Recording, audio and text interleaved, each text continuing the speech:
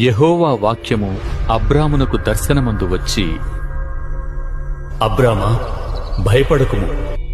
నేను నీకు కేడెము, నీ బహుమానము అత్యధికమగును అని చెప్పెను. అందుకు అబ్రాము, ప్రభువైన యెహోవా నాకేమిచ్చిననేమి? నేను సంతానము లేనివాడనై పోవుచున్నానే.